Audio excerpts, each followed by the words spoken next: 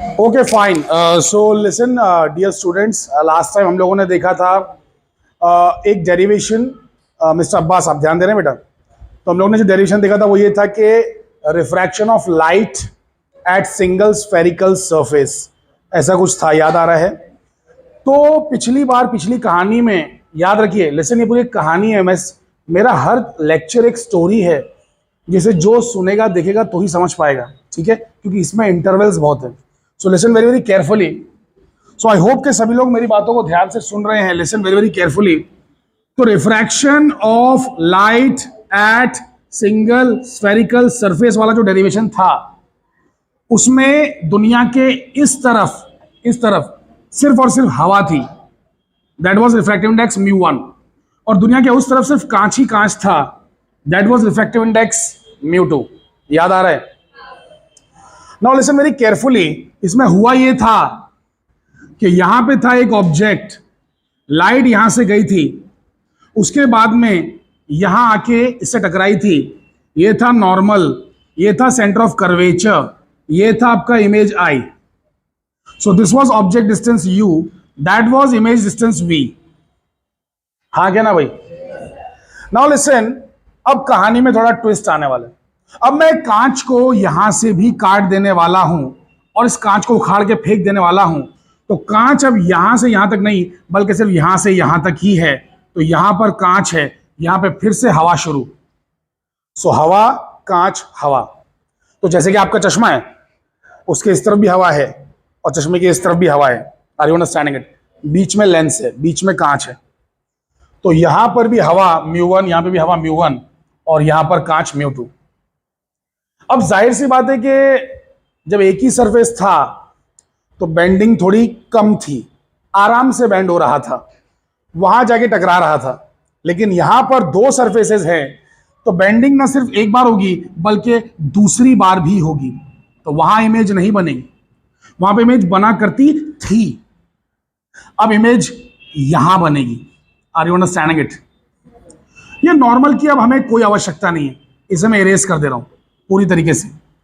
वहां पे कभी इमेज डिस्टेंस हुआ करता था, अब नहीं है। अब इमेज डिस्टेंस यहां पर है। Are you understanding it? This is the image distance. आप लोग समझ पा रहे हैं मेरी बातों को पूरी तरीके से? ये तो बहुत ही बचकानी बात है। लिसन, यहां पर है प्रिंसिपल एक्सिस, यहां पर एक सरफेस, ये पूरा कांच ही कांच है, पूरा कांच ही कांच है, पूरा कांच है। यहां पे ऑब्जेक्ट रखा है, लाइट गई, एक ही बार बेंड हुई, वहां जाके टकरा के इमेज बना दी। लेकिन जैसे ही एक और सरफेस काट दूंगा तो लाइट न सिर्फ यहां बेंड होगी बल्कि यहां भी बेंड होगी। भाई, दो सरफेस है तो लाइट यहां इमेज बनेगी। तो पहले वो इमेज थी, पहले वो इमेज डिस्टेंस था, अब ये इमेज है, अब ये इमेज डिस्टेंस है। पहले डिस्टेंस पोल से लिया करते थे, अब दो दो पोल है तो डिस्टेंस दोनों का एवरेज लेंगे, मतलब बीच में ऑप्टिकल सेंटर से। पहले डिस्टेंस पोल से था, समझ पा रहे हैं मिस्टर आजाद आप? सो पहले पोल से डिस्टेंस था, लेकिन अब पोल एक नहीं पोल दो है। तो इन दोनों के बीच में जो पड़ता है, जिसे कहते हैं ऑप्टिकल सेंटर, वहां से डिस्टेंस लिया जाएगा।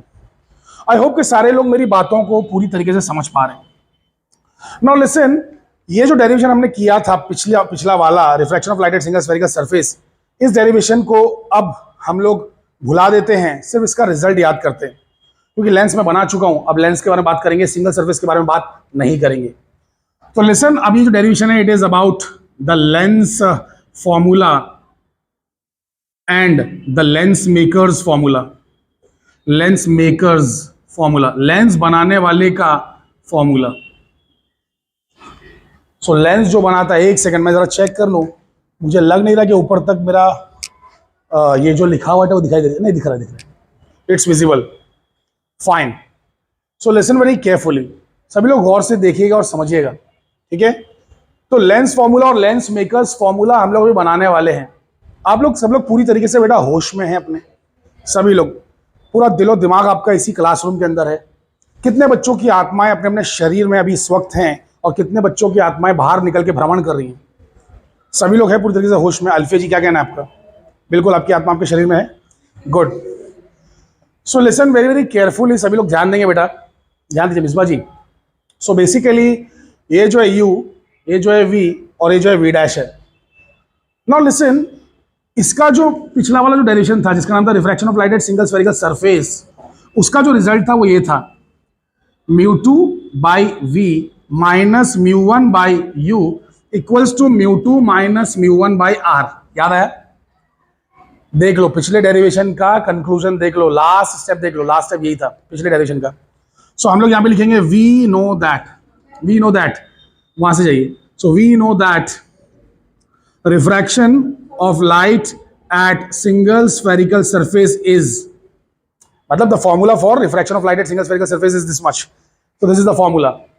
अब ये फॉर्मूले पे अगर आपने अपना दिमाग बहुत ज्यादा चलाया तो आप भी बिल्कुल वैसे फंस जाएंगे जैसे कि अभिमन्यु महाभारत में चक्रव्यूह में फंस गया था।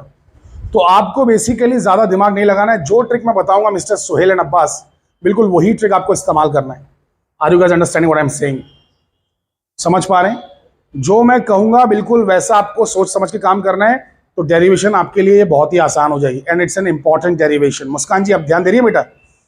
सो लिसन, सुनिए जरा ध्यान से सब लोग सुनिए। सो हम लोग फर्स्ट सरफेस के लिए यूज करेंगे यूजिंग दिस फॉर्मूला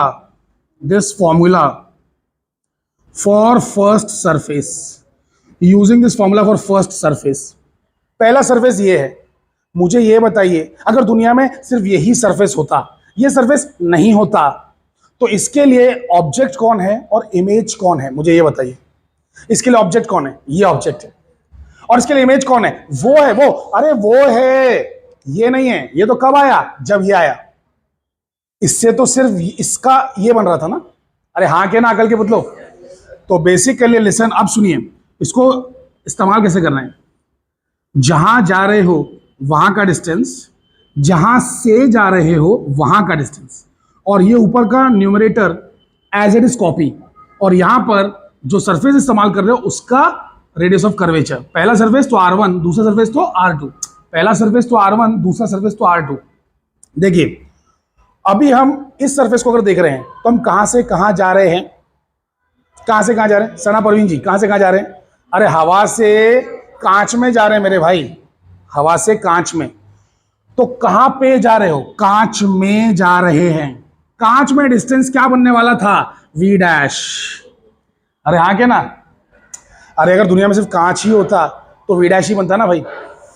कहां से गए? कहां से जा रहे हो? कहां से जा रहे हो? हाँ, हवा से। हवा में डिस्टेंस क्या है? U। अब ये एज इट इज लिख देना है, μ2 माइनस μ1। हो गया।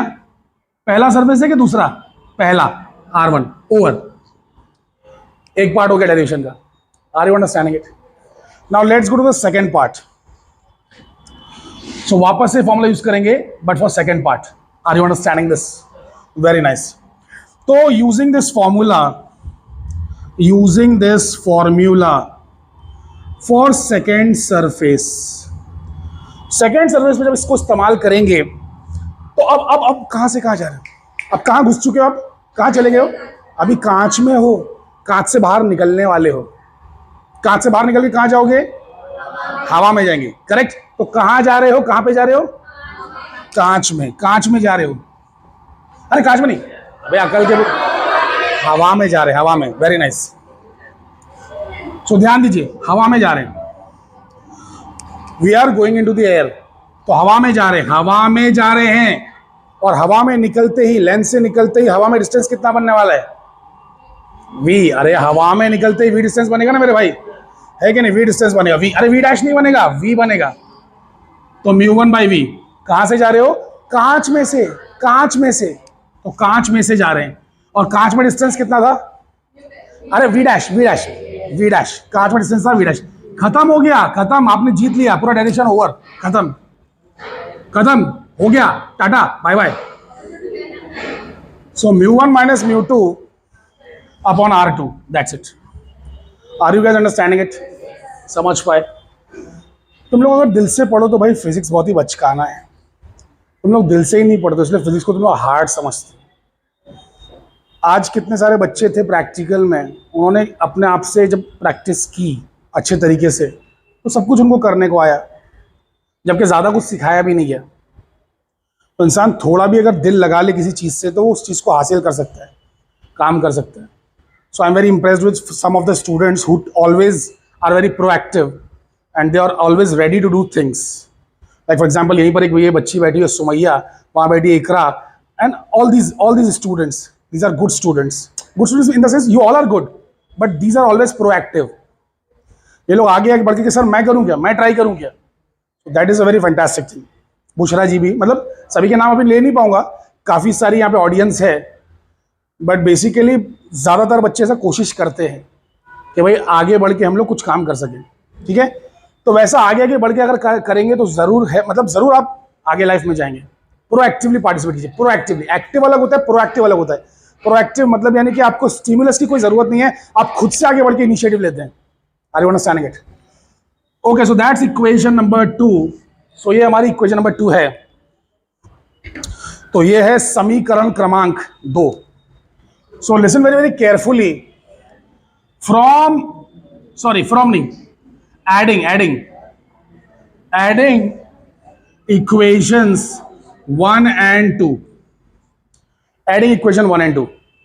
अब दोनों इक्वेशन को ऐड करेंगे, इसको और इसको ऐड करेंगे, इसको और इसको ऐड करेंगे। उसके पीछे रीजन है। क्या रीजन है? ये चीज हू बहू वहां पे भी मौजूद है, वो कैंसल हो जाएगा। सो ये चीज और ये चीज कैंसल हो जाएगी, ऐड करते ही दोनों कैंसल, क्योंकि एक प्लस में एक माइनस में। तो आ जाएगा प्लस वाला, पहले लिखो μ1 by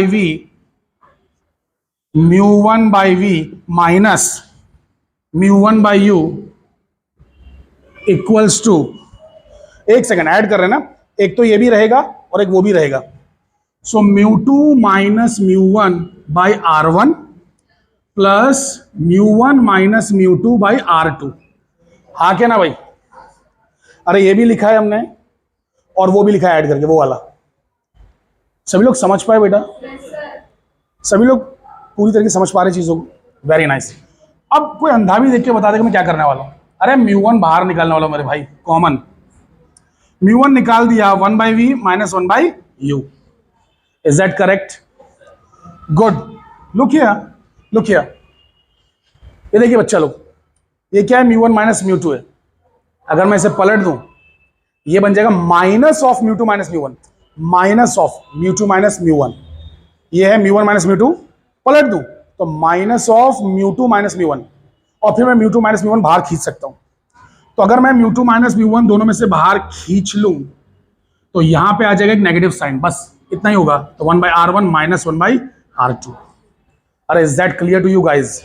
ऐसे कोई बच्चे हैं जो इतना सिंपल स्टेप समझ नहीं पा रहे? मैं वापस से डिटेल में लिखूं, समझ में आया? अरे बच्चा, ये μ1 माइनस μ2 है ना, इसको जैसे μ2 माइनस μ1 करोगे यहाँ पे माइनस आ जाएगा भाई। अब माइनस आ गया तो मैंने माइनस इधर ले लिया है, तो माइनस 1 by r2 है और ये प्लस 1 by r1 है, 1 by r1 minus 1 by r2, और दोनों में μ2 माइनस μ1 हो गया तो बाहर निकाल लिया। समझ गए सानिया जी? गुड।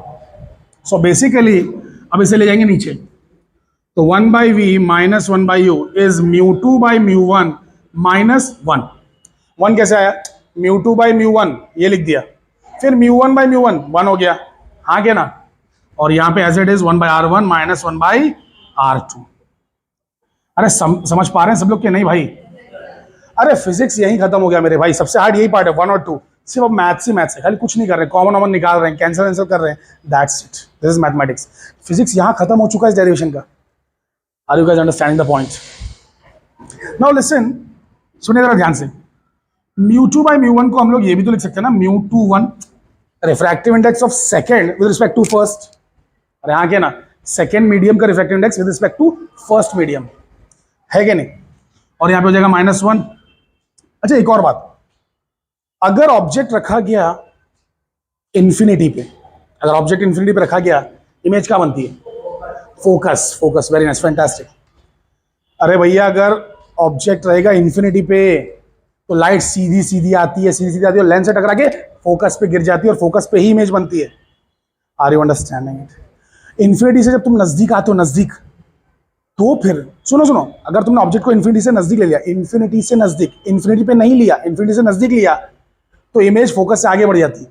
लेकिन जब तुम इसको लेके जाओगे कहाँ पे? इन्फिनिटी पे, तो इमेज फोकस पे आके अटक जाती है। Are you understanding it? और इन्फिनिटी से दूर जाते ही नहीं हम लोग, इन्फिनिटी से दूर जा नहीं सकते, तो इमेज फोकस के पहले जाती ही नहीं है। Listen very carefully, image focus के पहले नहीं जाती है। अब इमेज है ना, साइड्स ही पलटी कर लेती है, रियल बनना बंद हो जाती है, बनती है वर्चुअल, उस साइड पे आ जाती है, जिधर ऑब्जेक्ट है उधर ही इमेज आ जाती है, वर्चुअल। अब ये सारी बातें मैं डिटेल में आपको बता नहीं पाऊंगा। ये सब बातें अगर आपको अच्छे से सीखनी है तो मेरे 11th स्टैंडर्ड के रे ऑप्टिक्स के लेक्चर्स मैंने पूरे के पूरे अपलोड कर दिए, पूरे के पूरे 11th standard ray optics. 25 minute, 20 minute, 15 minute, आधा घंटे के सारे लेक्चर्स हैं, 8-10 लेक्चर्स हैं। बिंज वॉच कीजिए, पूरा स्टार्ट टू एंड देख लीजिए, जैसे एक सीरीज देखते हैं ना। अगर आपने देख लिया तो आपका रे ऑप्टिक्स काफी ज्यादा क्लियर हो जाएगा, बहुत अच्छे समझ में आएगा, एकदम डिटेल के ऑब्जेक्ट यहाँ रखा है तो इमेज कहाँ बनेगी, ऑब्जेक्ट वहां रखा है तो इमेज कहाँ बनेगी, सारी चीजें डिटेल में मैंने समझाई है। Are you understanding it? अरे बीएससी करो तो थोड़ा दिल से करो भाई, 11th-12th का थोड़ा सा बेसिक्स क्लियर करो। हम लोग का बेसिक्स ही तो क्लियर नहीं है ना, चक्कर यही है, समझ में आ रहा है?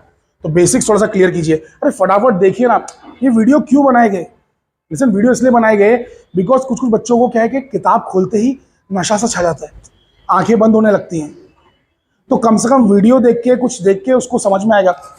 एंड मैं आप लोगों से प्रॉमिस करता हूं कि अगले आने वाले, मतलब अगले साल, अगले एकेडमिक ईयर, मैं सारे नोट्स जो है पूरा उसको, मतलब अब जो वीडियोस बनाऊंगा उसको पूरा डिजिटल बोर्ड पे बनाऊंगा, ताकि उसमें थोड़ा एनिमेशन ऐड हो जाए, कलरफुल चीज़ें ऐड हो जाए। अभी तो फिलहाल चौक बोर्ड से काम चला रहा हूँ मैं, मार्कर बोर्ड से काम चला रहा हूँ, बट नेक्स्ट ईयर मैं वो सब चीज़ें करने वाला हूँ। हालांकि वो चीज़ें ऑब्वियसली यहाँ तो लग नहीं पाएंगी, तो उसका एक अलग सेटअप है, वो मैंने किया हुआ है सेटअप। तो वहाँ पर मैं पूरा नोट्स पूरा आपको है ना पूरा डिजिटल बोर्ड पे पढ़ाऊंगा, ताकि आपको वहाँ से रिवीजन हो सके। असली चीज़ तो यहीं पर पढ़ी जाएगी पहले मेन, लेकिन वहाँ से रिवीजन भी कर पाएंगे, ये बहुत ज़रूरी है। एंड लिसन, रिवीजन तो ज़रूरी है ही, लेकिन सबसे पहली बार जो चीज़ सुनते हैं ना वो बहुत इंपॉर्टेंट है। और यहाँ पे हम इंटरेक्शन कर सकते हैं, जो कि ऑनलाइन में नहीं होता है। सो ऑनलाइन से ऑफलाइन हमेशा बेटर है। Are you understanding the point? ठीक है, online can never replace offline, online can just complement the offline. मतलब ऑफलाइन में पढ़ लिया, सर से बातें कर ली, सर से समझ लिया, डाउट्स पूछ लिए, अब रिवीजन करना है तो 2x स्पीड पे डाल के यूट्यूब पे कान में वो लगा के सुन के खत्म कर लिया। Are you understanding it? चलिए anyway, let's come back to this. So अगर ऑब्जेक्ट रहा इन्फिनिटी पे तो इमेज बनती है फोकस पे। सो अगर ऑब्जेक्ट रहा इन्फिनिटी पे तो इमेज बनती है फोकस पे। 1/infinity कितना होता है? 0। हाँ क्या ना? यहां पे तो वैसे ही पहले से 1/r1 माइनस 1/r2 था ही। अच्छा, अब फॉर्मूला देखो क्या बन गया। 1/f इज म्यू -1, खाली म्यू लिख दे रहा हूं, it is refractive index of second medium respect to first medium, just like that. And 1/r1 minus 1/r2, this is known as lens makers formula. Lens makers formula, lens बनाने वाले का formula. Lens बनाने वाले इसे ही इस्तेमाल करते हैं, ठीक है। तो बेसिकली वो आपकी आंखों को चेक करते हैं कंप्यूटर के थ्रू, आपकी आंखों का पावर मालूम पड़ जाता है। पावर को उल्टा करेंगे तो फोकल लेंथ आ जाती है, फोकल लेंथ इसमें डाल देते हैं। अब बनाने वाले हो कांच से और पहनने वाले हो हवा में। कोई ऐसा है कि जो मतलब तेल में मुंह डाल के पहनने वाला है? चश्मा शमा हवा में पहनने वाले हो ना चश्मा, तो ग्लास का refractive index with respect to air वो हमें मालूम ही है, वो हमें मालूम ही है। तो this is known now listen, खाली ये दोनों अननोन है। अब दो अननोन भी नहीं है एक्चुअल में। कैसा है मालूम है आपको? चश्मा कैसे खूबसूरत बनाना है, कैसा नहीं बनाना है, उसके हिसाब से एक रेडियस ऑफ कर्वेचर आप चुन लो, तो ऑटोमेटिकली ये इक्वेशन आपको दूसरा रेडियस ऑफ कर्वेचर दे देगी। अरे आप डिजाइन कर लो ना, एक रेडियस ऑफ कर्वेचर आप चुन लो, तो दूसरा रेडियस ऑफ कर्वेचर ऑटोमेटिकली इस इक्वेशन से आ जाएगा और उसके हिसाब से चश्मा बना देंगे।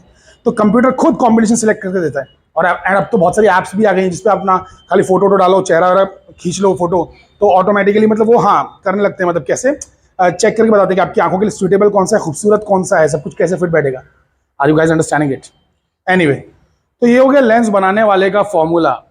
अब सुनिए, अगर मैं इस इक्वेशन को इससे कंपेयर करूं, look here very carefully, this is like equation 1, this is equation 2, oh sorry, I already used these things, so this is 3 and this is 4.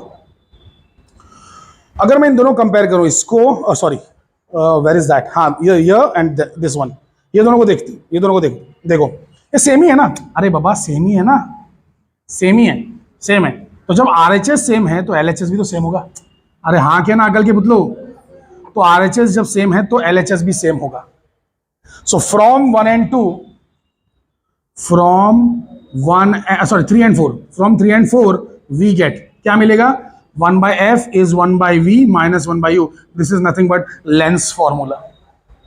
इसे कहते हैं lens formula. 1/f is 1/v minus 1/u। कोई आप में से कोई सज्जन व्यक्ति या आप में से कोई देवी जी मुझे बताएंगी कि बेसिकली मिरर का फॉर्मूला क्या था? प्लस आ जाता है। Very nice mister Sohail Shaikh, very good. So roll number 10 ने बहुत ही सही बात कही listen very very carefully, 1/f is 1/v minus 1/u, ये है लेंस फॉर्मूला। और अगर लिया 1/f is 1/v plus 1/u, तो ये है mirror formula. Are you understanding it? समझ पा रहे हैं सारे विद्यार्थी के नहीं समझ पा रहे हैं भाई मेरी बातों को? Are you guys really understanding? समझ पा रहे हैं मेरी बातों को बेटा आप लोग? ये है लेंस फॉर्मूला, ये है lens makers formula. Lens formula और लेंस मेकर्स फॉर्मूला में क्या फर्क है? अरे लेंस फॉर्मूला तो खाली ये बताता है कि अगर लेंस रखा इधर, ऑब्जेक्ट रखा इधर, तो इमेज कहाँ मिलेगी। जैसे मिरर फॉर्मूला बताता है, मिरर फॉर्मूला क्या बताता है कि अगर मिरर इधर रखा, ऑब्जेक्ट इधर रखा, तो इमेज कहाँ बनेगी, दैट्स इट। तो मिरर फॉर्मूला, लेंस फॉर्मूला मतलब सिंपली कि अगर ऑब्जेक्ट दिया है तो इमेज कहाँ है ये बताता है। लेकिन लेंस ही बनाना हो तो जो फॉर्मूला लगेगा वो है लेंस मेकर्स फॉर्मूला। अरे are you guys understanding it? सबकी खोपड़ी में बातें घुस रही है बेटा। Very nice. So that's it, take a screenshot of this thing and you guys also please copy this thing. This is a fantastic equation. So listen very carefully. अब हम लोग आ चुके हैं तीसरी डेरिवेशन में। लिसन वेरी वेरी केयरफुली, बहुत ही ध्यान से देखेंगे बेटा। ये 3 डेरिवेशन में से एक एग्जाम में श्योर शॉट आएगी, श्योर शॉट 3 में से एक गारंटीड आएगी। And it will be either of 8 marks और 10 marks depending on the pattern decided by the university. So basically अभी वापस से सिलेबस है ना, रिवाइज होके एक बार आया है, और एक बार और रिवाइज होके आया है थोड़ा सा। एनीवे, सो बेसिकली कहने का मतलब ये है कि 8 से 10 मार्क की आपकी एक डेरिवेशन पूरी पक्की हो जाएगी अगर आप ये 3 डेरिवेशन पढ़ लेते हैं।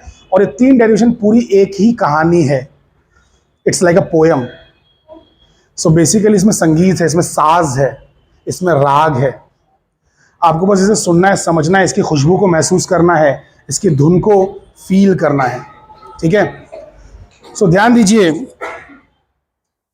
सब लोग पूरी तरीके से होश में बेटा, सभी लोग, सारे बच्चे।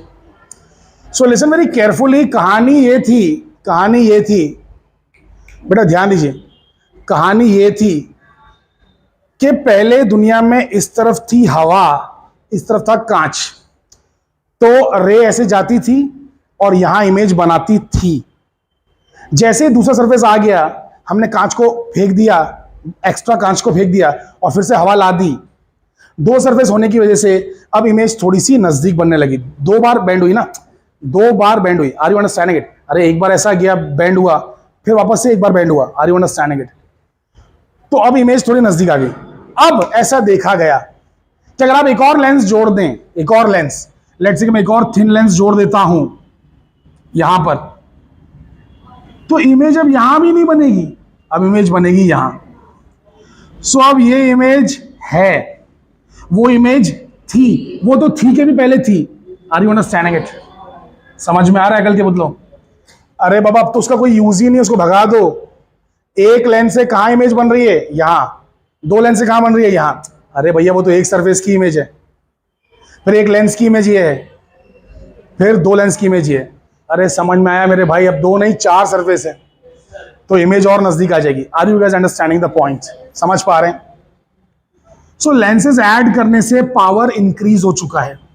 सो आपको ऐसा इंडिविजुअल बेंडिंग एंड ऑल इसे बनाना नहीं है। एग्जाम में क्या करने का, चुपचाप इतना डिटेल सोचने का नहीं, चुपचाप ऐसा लेके ऐसा गिरा देने का डायरेक्टली, इतना नहीं सोचने का।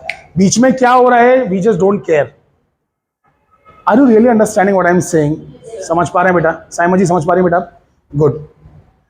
सो ये है आई, ये है I dash, this is I, this is I dash.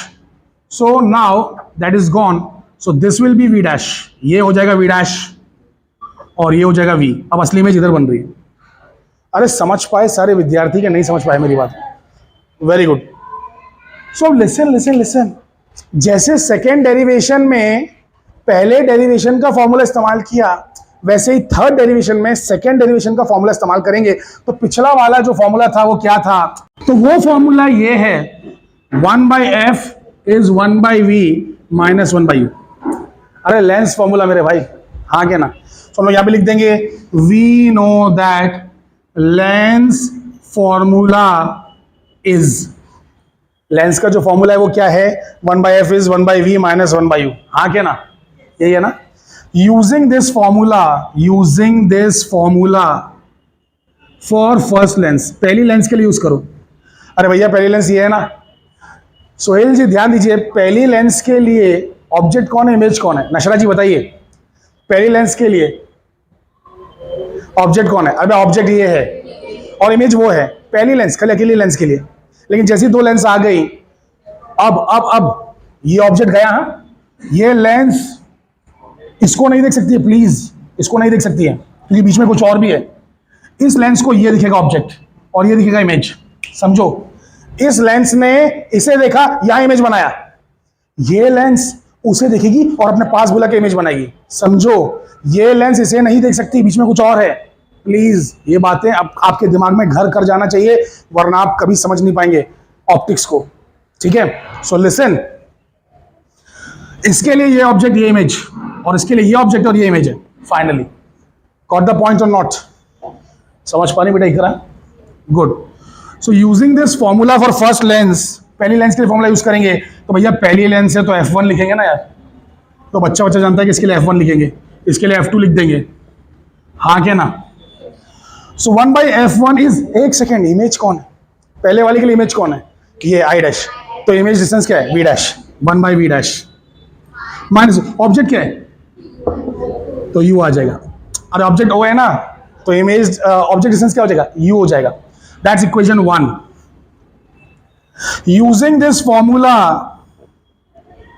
For second lens, पहले लेंस हो गई, दूसरी लेंस, तो 1/F2, ऑब्जेक्ट कौन है और इमेज कौन है?